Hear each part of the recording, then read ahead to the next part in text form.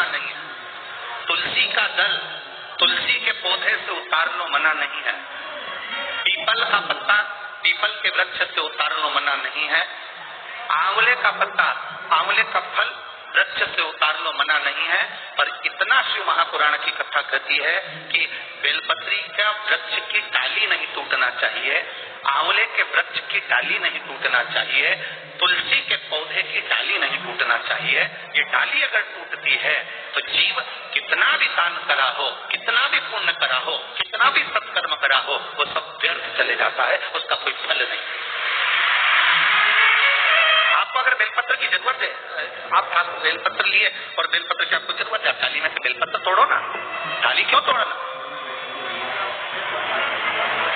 आप उस बेलपत्र का प्रयोग करो। आपको जरूरत है, आप ले बेलपत्री का पत्ता। एक बेलपत्री के पत्ते में क्या औषधि है, जिस दिन आप जान जाओगे उस दिन बेलपत्री के पेड़ को कभी नहीं तोड़ोगे। हाँ, बेलपत्री का वृक्ष सूख गया, हरा नहीं रहा, पत्ते नहीं है, हरापन नहीं है, पूरा सूख गया। बेलपत्री के वृक्ष को बचा कर देखो, पूर्ण तरह से अगर सूख गया है, तब उसकी जो जड़ निकाली तुमने, उस जड़ को निकालकर इधर उधर फेंकना नहीं, उसका चंदन बनाकर एक मुठिया बनाकर तैयार रखो। और जब तुम्हारे जीवन में तुम्हें लगे कि हरे वृक्ष को नहीं काटना, हरे वृक्ष को बेकार नहीं करना, जो बेलपत्री का वृक्ष सूख गया हो, जो पत्ती नहीं आ रही, फल नहीं आ रहा है, पूरा सूख गया, उसको तुमने बचाकर देख लिया कि बेलपत्री का वृक्ष पूर्ण तरह से सूख चुका है, ये किसी काम का नहीं है। थोड़े समय के बाद लोग इसे काट लेंगे, उसमें पत्ती नहीं आती, फल नहीं आता, पूरा सूख गया है, उसमें ना पत्ती है ना फल है, अड़भंगा है, बिल्कुल खाली। उस बेलपत्री के वृक्ष की जड़ को, उस तने को, उसको निकाल लो और उसकी एक अच्छी मुठिया बनाकर तैयार। उस मुठिया को तुम्हारा मन पड़े, जिस दिन तुम्हारे साथ में चंदन घिसने का सिलबट्टा हो, उस पर घिसकर उस चंदन को एकत्रित कर एक प्रदोष, एक शिवरात्रि हर महीने आती है, प्रदोष हर महीने आती है, सोमवार की अष्टमी 2-3 महीने में जरूर आती है। अगर आपने प्रदोष के दिन शंकर भगवान को बेलपत्री का चंदन लगाया है, शिवरात्रि के दिन आपने बेलपत्री का चंदन लगाया है, और यदि सोमवार की अष्टमी के दिन बेलपत्री का चंदन लगाया है, इन तीनों डब्बी को आप अलग अलग कर लीजिए। एक डब्बी रख लो आपके पास में कि मैंने सोमवार की अष्टमी के दिन बाबा को चंदन का लेपन करा है और बेलपत्री का चंदन लगाया। उस चंदन को निकालकर शिवलिंग में से निकालकर एक डब्बी में भरकर रख ली, या तो कोई प्लेट में उसको सुखा लो, प्लेट में सुखा लो और प्लेट में सुखा लो उसको, और या तो गोली बनाकर उसकी गोली बनाकर रख लो। दूसरा, प्रदोष के दिन बाबा को जो तुमने बेलपत्री का चंदन लगाया, परंतु याद रखना हरे वृक्ष की डंडी को नहीं सुखाना है, सूखा हुआ वृक्ष। और यदि आपने प्रदोष के दिन का चंदन बनाया है तो उसको बाबा पर लगाकर उसके लेपन को आप निकालकर उसकी गोली बनाकर लें। तीसरा, शिवरात्रि के दिन आपने बाबा को अगर बेलपत्री का चंदन लगाया है तो उसको शिवलिंग पे से उतारकर उसको प्लेट में सुखाकर उसकी गोली बनाकर रखें। अब प्रयोग करिए, कभी मौका मिल जाए तो प्रयोग कर देखिएगा। शरीर में कहीं पर भी गांठ पड़ गई हो और डॉक्टर कह रहा है कि ऑपरेशन जरूरी है, तो प्रदोष के दिन जो आपने बाबा के ऊपर बेलपत्री की जड़ का जो चंदन का लेपन करा है और उसकी जो गोली बनाई है, उसको 15 दिन तक रोज एक गोली पानी से निकलना प्रारंभ करो। कुंदकेश्वर महादेव का नाम लेकर उस गोली को खाना प्रारंभ करिए। आपको 15 दिन के बाद डॉक्टर से जांच कराने के लिए जाइए, गठान धीरे धीरे गलना प्रारंभ हो गई, गांठ धीरे धीरे गल रही है, उसका फल मिलता है। प्रदोष वाली बेलपत्र का चंदन का जो गोली तुमने बनाई उसका फल तुम्हें मिलेगा। अब सोमवार की अष्टमी के दिन का जो चंदन है, बाबा को जो तुमने बेलपत्री का चंदन का जो लेपन करा है, देखिए डॉक्टर हनुमान जी के यहाँ पर ये कथा चल रही है। करने वाला डॉक्टर हनुमान जी हैं, कराने वाले डॉक्टर हनुमान जी हैं, और सुनने वाले डॉक्टर हनुमान जी हैं, और बोलने वाले भी डॉक्टर हनुमान जी हैं। कर लिया वो आप। दूसरे नंबर पर है सोमवार की अष्टमी के दिन का चंदन जो आपने बेलपत्री के जड़ को घिसा है, फिर कहूंगा इस बात को विशेष बार बार कह रहा हूं कि हरे पेड़ को मत काट लेना, हरे पेड़ को नहीं। जो पेड़ पूरी तरह से सूख गया, ना पत्ती ना फल, उसको बजा कर देख लो कि ये पेड़ पूरा सूख चुका है, तब उस पेड़ की जड़ जो जिसको लोग काट कर ले जाने वाले हैं, बाहर फेंकने वाले, उसकी जड़। दूसरे नंबर पर है सोमवार की अष्टमी के दिन आपने जो बाबा को लेपन करा है, बेलपत्री की जड़ का चंदन बनाकर लेपन करा है, उसकी जो गोली है, अगर बच्चा 8 साल का हो गया, 9 साल का हो गया, 10 साल का हो गया और वो गंदगी कर रहा है, बिस्तर पर गंदगी कर रहा है, सुसु कर रहा है, या अचानक उसको भय हो जाता है या किसी न किसी तरह से उसको रोग ग्रसित हो जाता है, उस बच्चे को भी आपको छोटी सी गोली हफ्ते में केवल एक बार, जो सोमवार की अष्टमी के दिन जो आपने चंदन का लेपन करा है, हफ्ते में एक बार उस गोली को बच्चे को पीस कर पानी के साथ देना प्रारंभ करो। आपको धीरे धीरे उस बच्चे में आनंद की अनुभूति हो जाएगी, गंदगी नहीं करता। अब तीसरे नंबर पर है शिवरात्रि के दिन जो हमने बाबा को बेलपत्री के चंदन का लेपन करा। शिवरात्रि के दिन हमने बाबा को जो बेलपत्री का चंदन का लेपन करा, उस चंदन की गोली, कभी डॉक्टर कह दे कि तुम्हारे रीढ़ की हड्डी में गैप हो गया है, तुम्हारी पीछे की जो रीढ़ की हड्डी उसमें गैप हो गया है, या आपकी जो हड्डियां हैं वो कमजोर हो गई हैं, या घुटने की हड्डी कमजोर हो गई है, कुर्सी पर बैठना पड़ रहा है, तो उस समय पर हफ्ते में 2 बार जो तुमने शिवरात्रि के दिन बाबा को चंदन का लेपन करा, उसकी जो गोली बनाई, वो हफ्ते में 2 बार आप उस बेलपत्री के चंदन की गोली को लेना प्रारंभ करो। रीढ़ की हड्डी में जो गैप होगा वो भराना प्रारंभ हो जाएगा। शिव तत्व है। हमने गोली का क्यों बोला? हम बोल रहे थे कि चंदन को तुम बते चाट, पर गोली इसलिए कुछ सूख जाएगी तो वो आपके काम में आराम से आ सकती। सूख चंदन का, तो चंदन का सूख महाराज बोल बम का नारा है, सारी समस्या का हल, शिव की भक्ति हमारा एक, शंकर की भक्ति।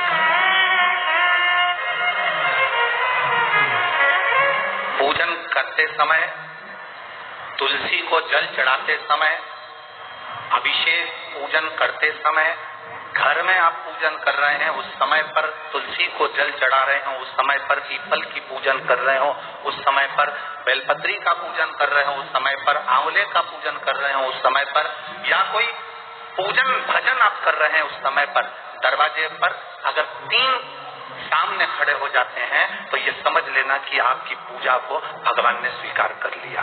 कौन 3 है इसका स्मरण करिएगा।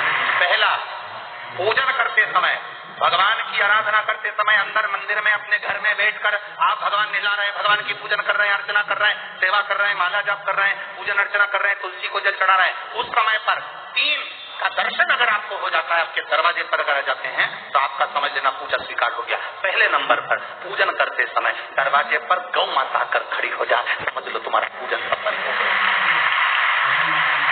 आप पूजन कर रहे हैं अंदर से, गाय रंभा रही है, आप पूजन कर रहे हैं अंदर से, गौ माता गौमूत्र कर रही है, आप पूजन कर रहे हैं अंदर से, गौ माता गोबर कर रही है, आप पूजन कर रहे हैं अंदर से, और गाय दरवाजे पर आकर खड़ी हो गई। तुम्हारी अर्चना में, तुम्हारी आराधना में, तुम्हारी साधना में गौ माता तुम्हारे सामने आकर खड़ी हो जाए। पूजन के समय पर अचानक आकर तुम्हारे द्वार पर, तुम तुलसी को जल चढ़ा रहे हो, तुम्हारे दरवाजे पर आ जाए। और मेरा विश्वास करता है, यहाँ जितनी मेरी जीजियां बैठी हैं, यहाँ जितने मेरे जीजा बैठे हैं, ये मेरा विश्वास करता है आपके साथ कभी ना कभी ये जरूर हुआ होगा, पूजन के समय पर गौ माता का दर्शन होता है। ये मेरा विश्वास करता है। और ये कब होता है? जिस दिन आपका चित्त, मन, वृत्ति भगवान में रमी हो। चाहे तुम राम जपो, हनुमान जपो, शिव जपो, तुम्हारी मर्जी पड़े वो जपो। तुम देवी की भी पूजन कर रहे हो, किसी की देवता की पूजन कर रहे हो, कुल देवता की पूजन कर रहे हो, दिल से कर रहे हो, तो ये 3 का दर्शन हो जाए तो कार्य सफल है। पहला, जम के बोलो गौ माता। दूसरे नंबर पर हमारे यहाँ हम पूजन में लगे हुए हैं, आराधना में लगे हुए हैं, भगवान की अविरल भक्ति में लगे हुए हैं, भगवान की पूजन, आराधना और भक्ति में हम तल्लीन हैं। और दूसरे नंबर पर उस पूजन करते समय पर तुम्हारे घर की बहन बेटी तुम्हारे दरवाजे पर आ जाए तो समझ लो पूजन सफल हुआ है। क्या बहन बेटी के आने से पूजन सफल हो सकता है?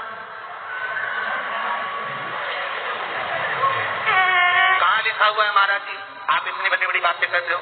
पूछने वाले पूछ सकते हैं, कहने वाले कह सकते हैं। आपने कैसे कह दिया कि बहन बेटी के आने से सफल हो जाता करे? तो आप उठाओ, हिमालय राज का बेटा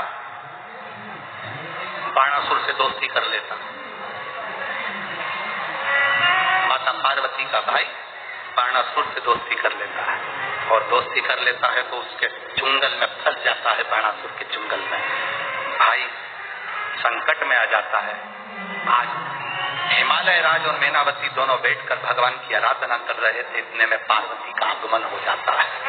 पार्वती ने आते ही देखा, पिताजी आप आराधना कर रहे, पूजन कर रहे, किस लिए, क्यों?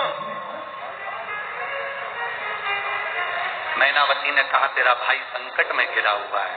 पार्वती ने कहा क्यों चिंता करते हो, क्यों चिंता करते हो?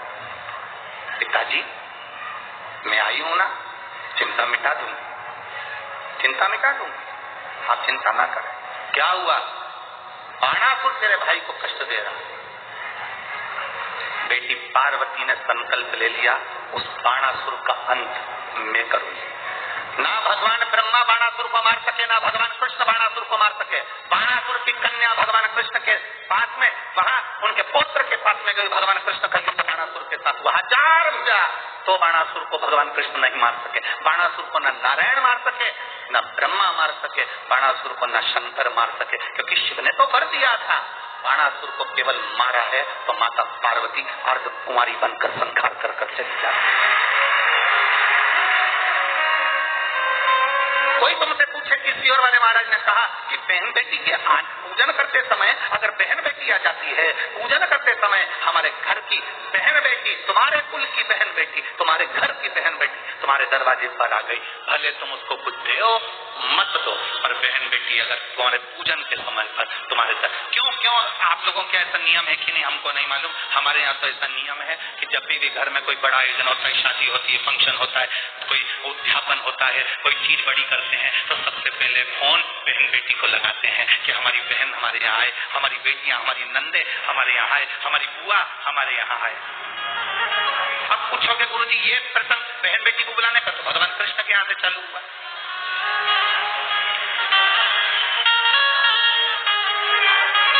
नंद बाबा की कितनी बहन थी? तो नंदा सुनंदा, नंद बाबा की 2 बहन थी।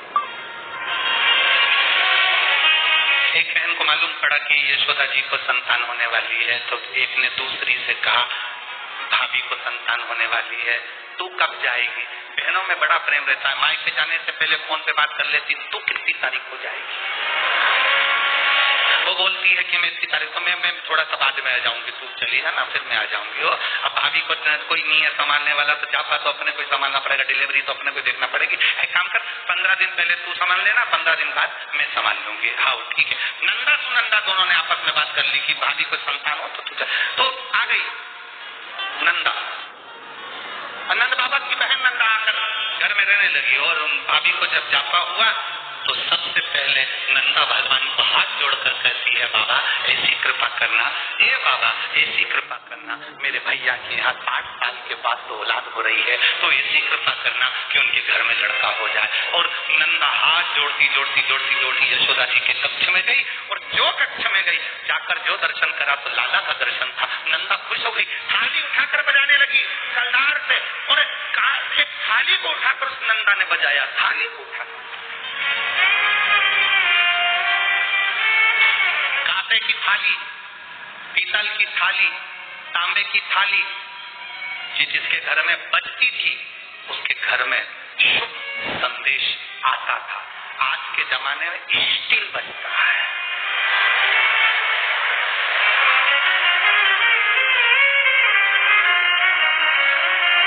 अब तो स्टील भी गया, प्लास्टिक,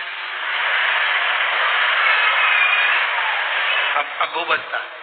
जिसके घर में तांबे की थाली, पीतल की थाली, कांसे की थाली, इसलिए मंदिर में आप लोग, हम लोग तो कहें आप लोग मंदिर जाते होगे तो मंदिर में जो घंटाल बंदे रहते हैं वो तांबा, पीतल और उस कांसे के बंदे रहते हैं, उसको लकड़ी से बजाते हैं। क्यों बजाते हैं? उसका कारण क्या है? उसका कारण क्या है? जितने लोग आरती आरती में सम्मिलित होते हैं। तांबा, पीतल, कांसा मंदिर में इसलिए बजाया जाता है, जितने लोग आरती में आए हैं इनके घर में खुशियां प्रवेश कर जाए, इनके घर में भी आनंद के। अब आजकल के जमाने में तांबा, पीतल, कांसा बजाते नहीं है। आज के जमाने में तो जरा सी देर में बस बच्चा हुआ है, सूचना मिल गई, बैंड बाजा बजवा तो ढोल नगाड़े बजा। नंदा ने थाली बजाई थी और फिर आवाज आई थी नंद घर, नंद घर आनंद भयो। फिर आवाज आई,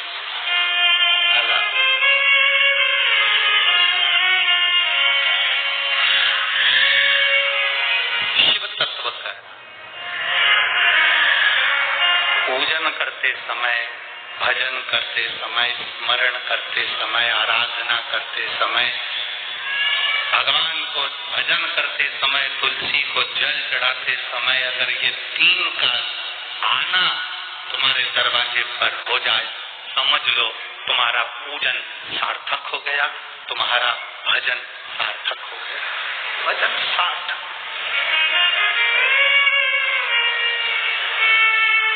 आवाज सुबह की हम आपको बताएं, एक तो महाराज जी ने कमरा भी ऐसी जगह दिया है कि जहां सबकी आवाज हमको सुनाई दे जाए। आवाज सुबह की सुन लो, तुम बोल रहे पक्का। अब सुबह की बात, सुबह मॉर्निंग वॉक में उठे, सुबह सुबह का समय था, घूम रहे थे, इतने में 2 जीजी और 2 जीजा। अब वो हमारा जो कमरा है उसी के पास में, वहीं पर थोड़ी दूर पे कॉम्प्लेक्स बना हुआ है, देखा है ना तुम लोगों ने? हाँ, तो 2 जीजी जीजा उससे बोली, अरे बाप पानी तो आई नहीं रिया। इतना में जीजा बोला, थोड़ी देर में नल चालू हो जाएगा, तुम चिंता मत करो। अब अंदर कौन बैठा है? दशरथुआ धाम श्री हनुमान जी महाराज। अब इनने तो जीजा से कहा, अब इनको क्या मालूम था कि अंदर भी एक जीजा है, वो साधारण थोड़ी ना। अब इनकी टंकी का तो जल खुड़ गया, उसने ऊपर हाथ चालू कर दिया। सवेरे 5:30 बजे की, और जो पानी गिरना चालू हुआ, जो